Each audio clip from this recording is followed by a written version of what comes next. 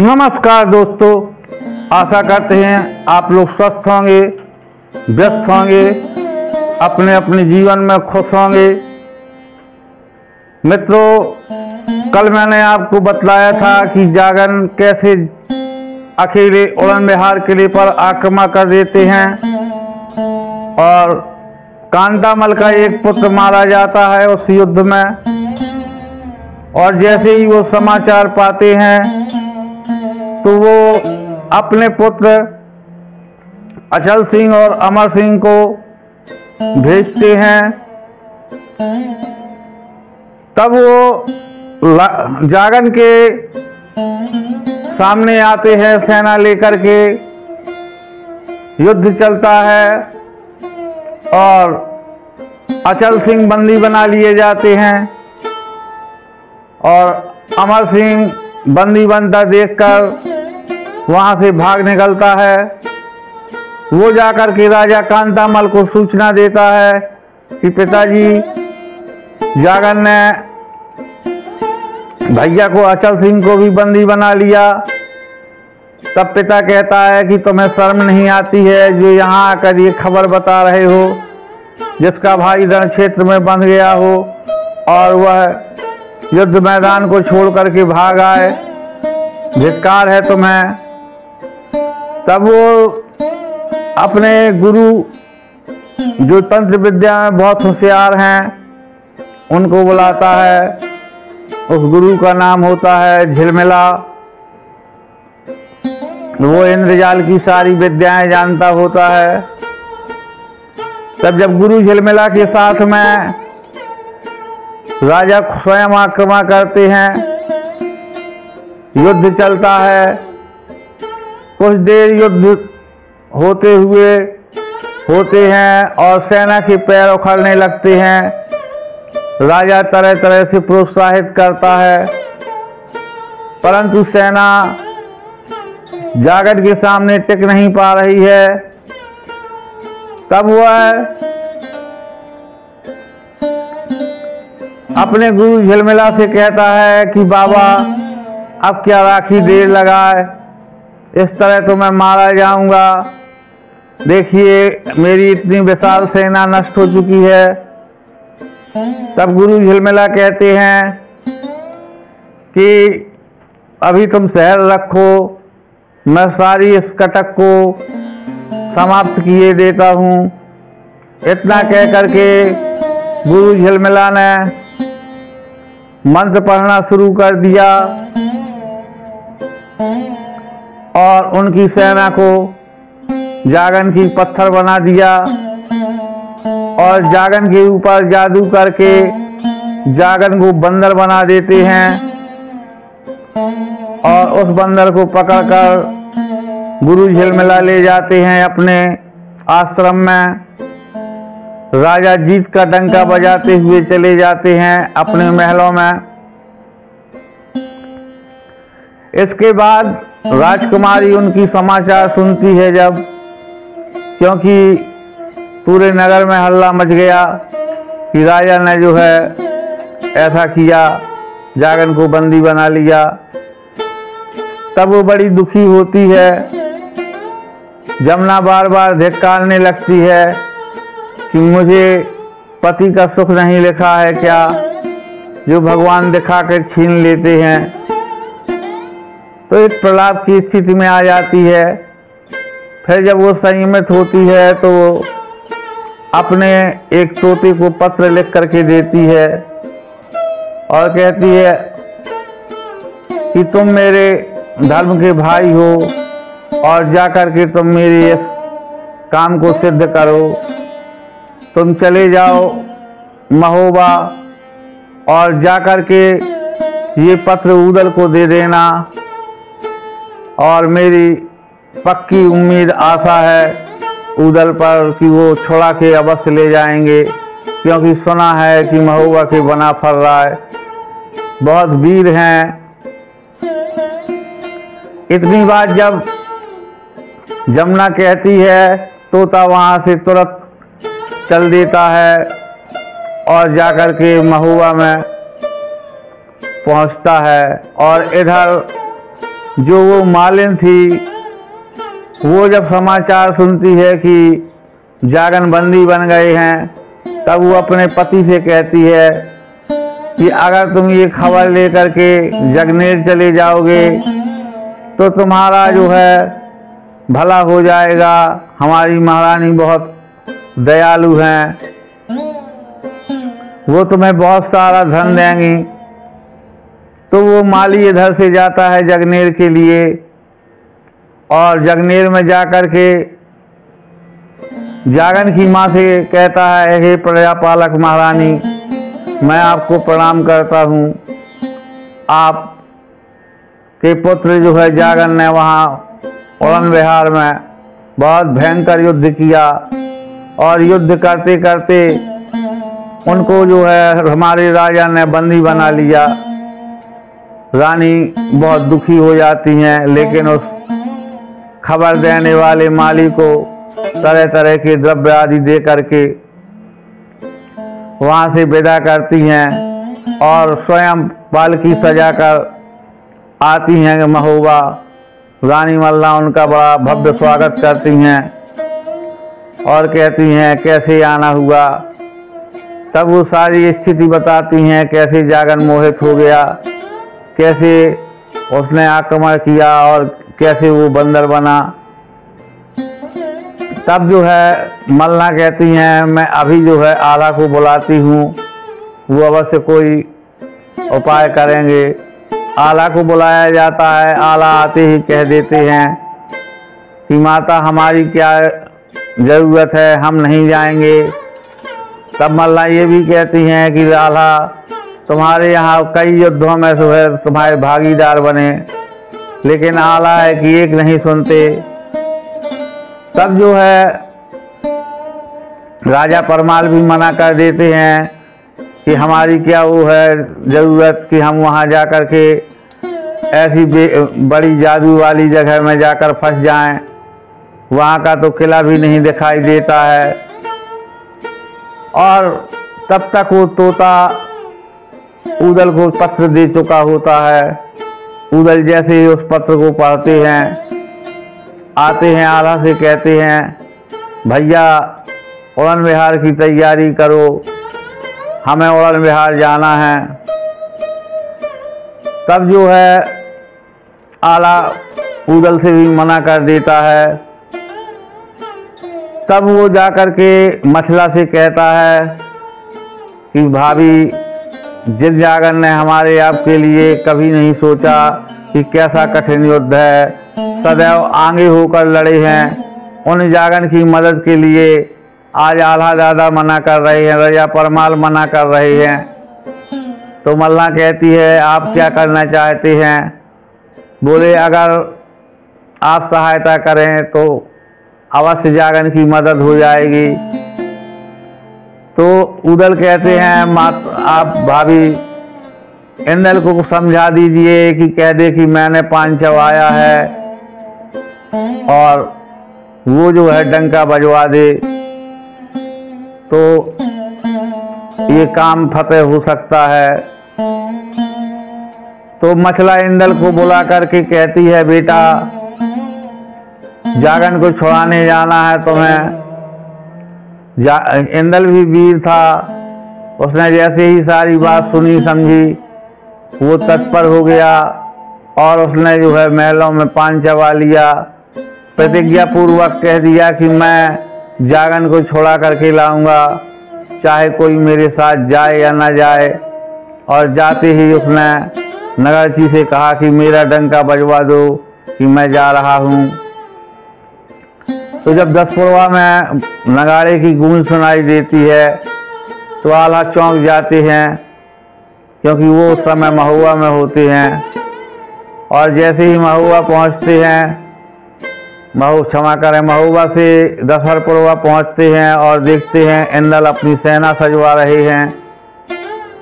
तो आल्हा कहते हैं कि कहाँ जा रहे हो? बताते हैं कि हम उड़न विहार किले पर चढ़ाई कर रहे हैं। तो उदल को देखते हुए कहते हैं, ये सब तेरी माया है, तूने ही आके इसको भरमाया है। तब उदल कहता है, नहीं दादा, चाहे आप भैया भाभी से पूछ लो, और चाहे आप इंदल से ही पूछ लो कि मैंने कुछ नहीं किया, ना मैंने किसी से कोई बात कही है, मैं तो आपकी बात में सदैव भीतर रहता हूँ। तब आला इंदल को जाते देख विवश हो जाते हैं और वो भी युद्ध की तैयारियां करने लगते हैं। उदल से कहते हैं बिना मल्हारे से सवारे काम फतेह नहीं होने वाला है, इसलिए मलखान को पत्र लिख करके बुलाया जाए। तो मलखान को जैसे ही पत्र मिलता है वो अपने जो है पूरे लश्कर को सजा करके महोबा आते हैं। तब तक यहाँ से सारी फौजें तैयार हो चुकी होती हैं। राजा परमाल बहुत बड़ा इनाम देते हैं उन तोपचियों को, नगरचियों को कि अब तुम लोग युद्ध में पूरी तरह से प्रवृत्त हो जाओ। और सब लोग यहाँ से मिल करके उड़न बिहार के लिए जाते हैं। और जब उड़न बिहार के किले तक पहुँच जाते हैं तो जब उड़न बिहार कुछ दूरी पर रह जाता है वहाँ पर वो डेरे तंबू लगा देते हैं। और फिर वही बात उठती है कि किले में आक्रमण कैसे किया जाए। तब ताला सैयद कहते हैं ये एक तिलिस्मी किला है, जब तक यहाँ के पूरे भेद पता नहीं होंगे तो यहाँ से हम जीत नहीं हासिल कर पाएंगे। और जाकर के हम योगी बन करके जाएंगे और इस किले का पूरा रहस्य लेकर के आएंगे। इतनी बात सुनते ही सारे लोग जो है योगी बन जाते हैं और अपने गाना बजाना करते हुए पहुंचते हैं राजमहल की ओर। वहाँ दासी बताती है कि बेटी ऐसी ऐसी बात है, बहुत अच्छे योगी आए हैं, ऐसा लगता है जैसे नारायण का ही अवतार हो। तो बेटी कहती है जाओ बुला लाओ। कहती है महाराज मेरा हाथ देखकर बताइए कि मेरे क्या भाग्य में लिखा है। तब जो है देवा कहते हैं तुम्हारा भाग्य बड़ा सुनहरी है और तुम्हें सभी सुख लिखे हैं, ब्याह तुम्हारा लेकिन बड़ा संघर्ष में होगा। तो जमुना रोने लगती है कि बाबा सांची रहे बताए, आपने बिल्कुल सच बताया है, लेकिन अब तो मेरे पिया बंदर बन गए हैं, अब कैसे मिलने की आशा बची। तब उदल कहता है आगे बढ़कर कि तुमने जिनको खबर भेजी थी हम वही महोबिया हैं और हम तुम्हारी ही सहायता को आए हैं। धैर्य रखो, बस हमें ये बताओ कि कहाँ वो गुरु झिलमिला मिलेगा, कहाँ पर जो है क्या क्या विशेषताएं हैं। तो इतनी बात सुनकर के वो कहती है पूरब दिशा में जो बहुत घनघोर जंगल है, उस जंगल में गुरु झिलमिला की कुटिया है, लेकिन वहाँ आदमी दिन में भी नहीं जा सकता है क्योंकि शेर चीते तेंदुओं का बड़ा भय है और रास्ता भी बहुत खराब है। तब उदल कहते हैं इसकी तुम चिंता छोड़ दो, हम जागन को बहुत शीघ्रता पूर्वक छुड़ा लेंगे। और वो जाते हैं अपने वाद्य यंत्रों को बजाते हुए गुरु झिलमिला के आश्रम के पास। और झिलमिला जैसे आहट पाते हैं किसी के आने की तो वो आगे बढ़ कर के आ जाते हैं कि कौन हो तुम लोग, कहाँ जा रहे हो। तो बताते हैं कि महाराज हम हरिद्वार दर्शन के लिए जा रहे हैं। तो उधर वो मलखान कहते हैं कि महाराज मेरी जादू सीखने की बड़ी इच्छा है, अगर आप मुझे जादू सिखा दें तो बहुत अच्छा रहे। तो बाबा कहता है कि जो है जादू सीखना कोई साधारण काम नहीं है, बहुत तपस्या करना पड़ती है। तब ताला सैयद कहते हैं कि अगर आप इसको सिखा देंगे तो आपके जीवन में एक पुण्यकार हो जाएगा, जिससे ये भी अपना जो है परोपकार कर सकेगा। ऐसी बात जब कहते हैं तो गुरु झिलमिला कहते हैं कि इसको मेरे पास रहना होगा, मैं इसको 1 वर्ष में विद्या सारी सिखा दूंगा। तब ताला सैयद सहमति जता देते हैं और वो गुरु झिलमिला के साथ में चल देते हैं उनकी कुटिया की ओर। और जब वहाँ पहुँचते हैं तो जागन जो बंदर बने बैठे हैं वो एकदम से उनको जो है देख करके खो खो खो खो करने लगते हैं। तब मलखान कहता है, बाबा ये बंदर बहुत खतरनाक पाल रखा है, इसको छोड़ दो, नहीं तो ये किसी दिन मुझे ही खा जाएगा। तब बाबा कहते हैं, ये बंदर नहीं बंदी है, ये जगनेर का राजकुमार जागन है जिसे मैंने बंदी बनाया हुआ है।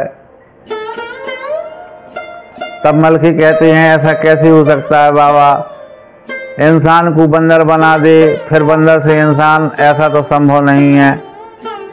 तब गुरु झिलमिला कहता है, सब कुछ संभव है, जादू एक बहुत बड़ी चीज है। तो मलखान कहते हैं, बाबा मुझे बनाकर दिखाओ। तो जो है गुरु झिलमिला जैसे ही वहाँ पे जागन को जो है जादू के द्वारा इंसान बनाता है, तो उसको देखकर क्रोधित होकर तुरंत पास में रखा हुआ हरा बांस लेकर उसको मारना पीटना शुरू कर देता है। उतनी देर में मलखान देखते हैं मौका, तो उस लकड़ी को पहचान चुके थे जो घुमाया करता था बाबा। उन्होंने लेकर के उस लकड़ी को बाबा के ऊपर ही घुमा दिया और तब जागन ने और बाबा ने उसको धर दबोचा।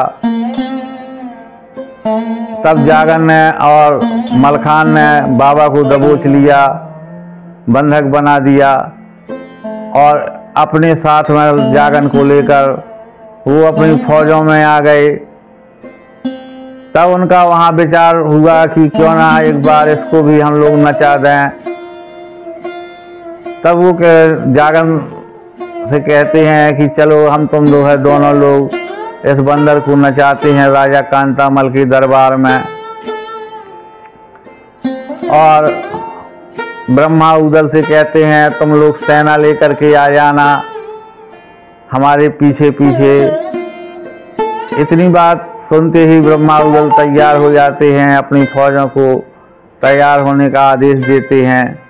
उधर उदल, मलखान और जागन उस बंदर को लेकर के जाते हैं और उसका नृत्य दिखाते हैं बाबा को मार मार के।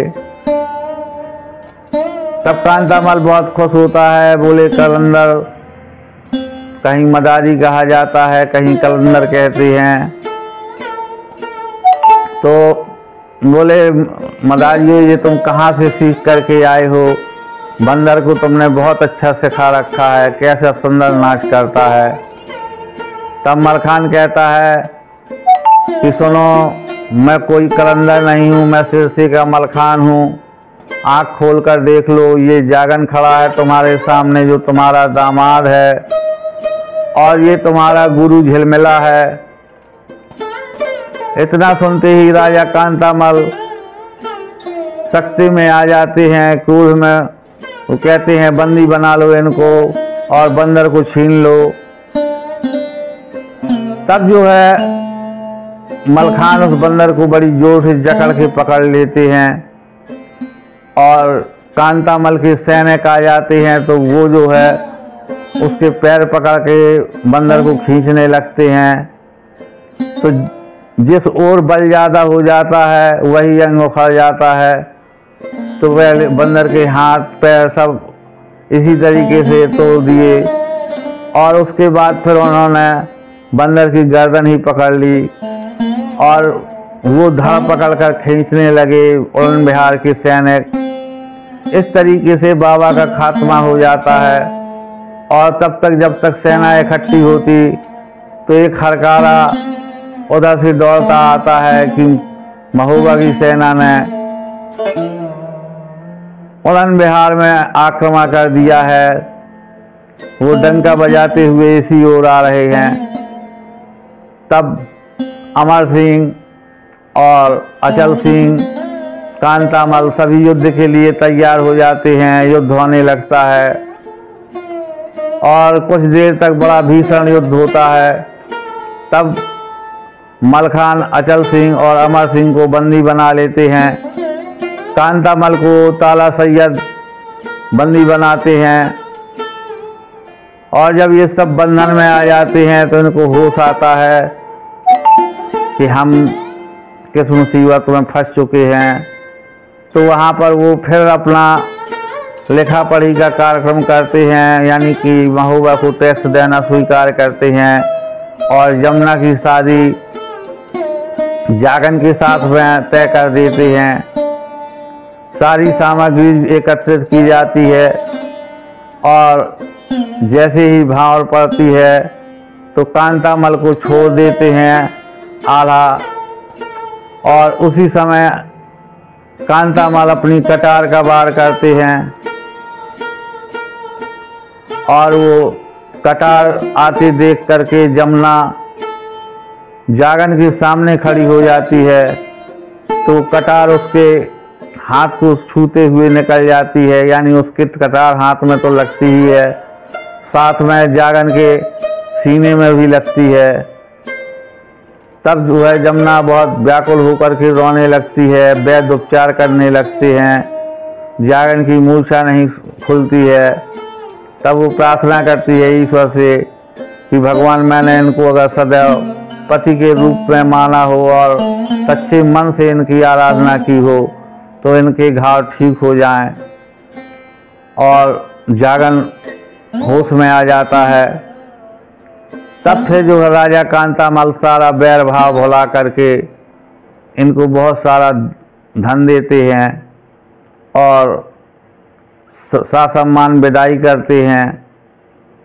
इस प्रकार से जागन का ब्याह संपन्न हुआ। आप सभी लोगों को कैसा लगा प्लीज़ मुझे बताइएगा ज़रूर। आप सभी लोगों को बहुत बहुत धन्यवाद है। नमस्कार।